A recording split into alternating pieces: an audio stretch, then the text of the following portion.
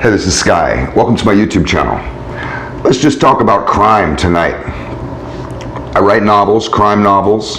I've written 2 novels about the Los Angeles Syndicate. I'm writing a 3rd novel right now that's in that same series.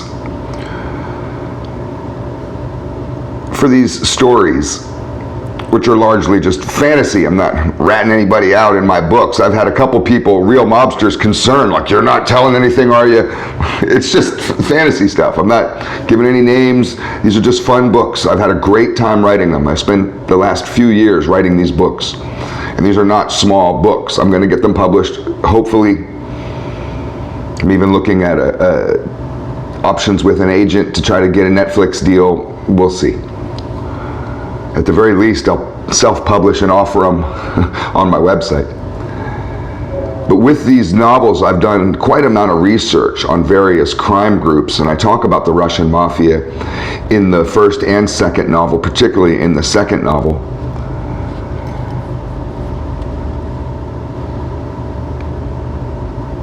I have here in front of me a website called 5familiesnewyorkcity.com, and on there here they have 18 rules of the Russian Mafia. This is the Russian Mafia Code.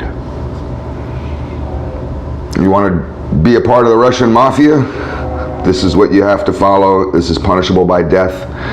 Let's see if we can get through these 18 rules. Number 1, the crime family is your new family. Distance yourself from your real family. That's fairly typical. A lot of people who are criminals anyways are already distanced from their real family. But whatever. Number 2, do not have a family of your own. No wives or children allowed. Girlfriends okay. Isn't that interesting? See, that's not a rule in the Italian Mafia. The Russian Mafia, it says, do not have a family of your own. No wives or children. Isn't that fascinating? You can have a girlfriend. No worries, you can still get laid. What if your girlfriend has kids? I don't know, I'm just saying. Number 3, have another source of income, a real job. That's a good rule. When I was back in my criminal days, I always liked to have one foot on the other side of the tracks, you know what I mean? Not just as a cover, but, you know, my dad, who was a criminal, I come from a long line of criminals. My dad had always told me the game is like a bathroom. You get in, you do your business, bada bing, bada boom, you know, and then you get out. Stay in there too long, you start to stink. You get dirty. Let's go to the next one. Number 4, help other members with support. Not material, but otherwise. I don't know what that means. Anybody in the Russian Mafia explain what number 4 means? Help other members with support, not material, but otherwise. So, I guess you're not lending money to other members, maybe that's what that means, but you'll go and help them paint their fence. I don't know. I'm not really sure what number 4 means, but let's go on to the next one, number 5. Never reveal anything about your cohorts and associates. Yeah, no snitching. You know, it's funny, you seem like you wouldn't have to say that, but it's a rule. I mean, of course, you know, you got to these days. Because people don't even know. They're like, oh, I wasn't supposed to snitch. I have a whole video about old school rules, old school values. You can go check it out. I talk about snitching in there, about the rules about snitching. Some of you motherfuckers don't know. Number 5, never reveal, oh no, we saw that one. Number 6, if necessary, take the rap for a fellow thief. That's a good rule. Some people don't know how to do that. Sammy the Bull didn't know how to do that. As soon as the tides turned on Sammy the Bull, as soon as he found out that John Gotti was going to pin him with some of the time, he went and snitched on him. And a lot of you people say, well, damn right. What about taking the rap for your fellow man? Just for the organization. It's not about you, it's about the organization. A gangster who can understand this that it's not about you, it's about the team. It's about the structure of the organization, and that you're expendable and that you can embrace that. A gangster that understands that can be a part of an organization that can have some stability and some strength to it. If you're really just all about yourself, and that's what it is, it's just about your come up, it's a house of cards. Number 7, hold meetings to settle disputes. The sit down.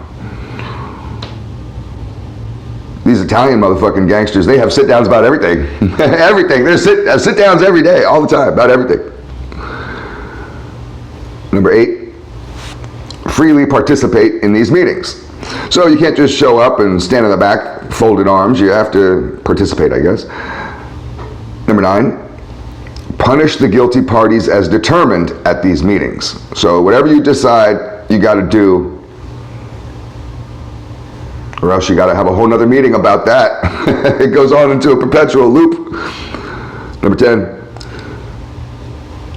do not flinch from performing these unpleasant duties, even though the convicted party may be a friend. Now, I'm not trying to badmouth the Russians. I got Russian family. Some of these guys are pretty hardcore.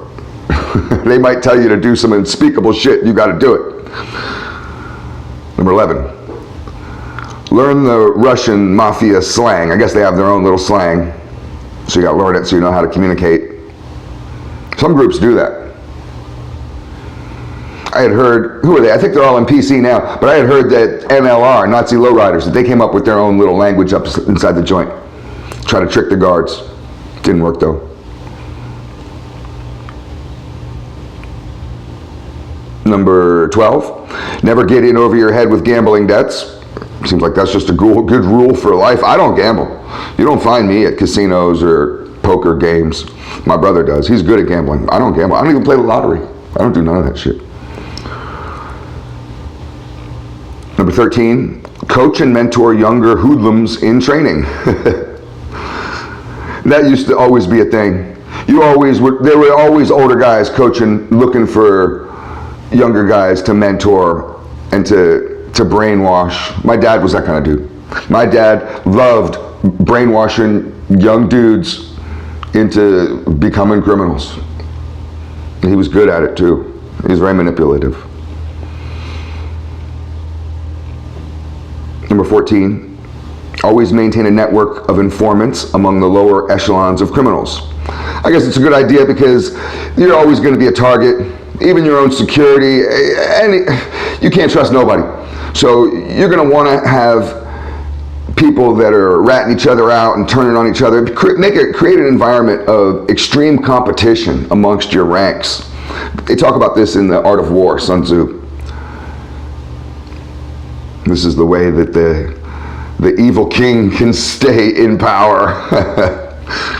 Let's go to number 15, sorry. Be able to handle your liquor. Nobody likes a sloppy gangster. That's in the rules. You gotta handle your liquor. I guess they're Russians. They're all drunk on vodka all the time. With their cereal, they don't have milk in their cereal. They got vodka in their cereal. Number 16, do not mingle with police in social situations or join any social or community clubs.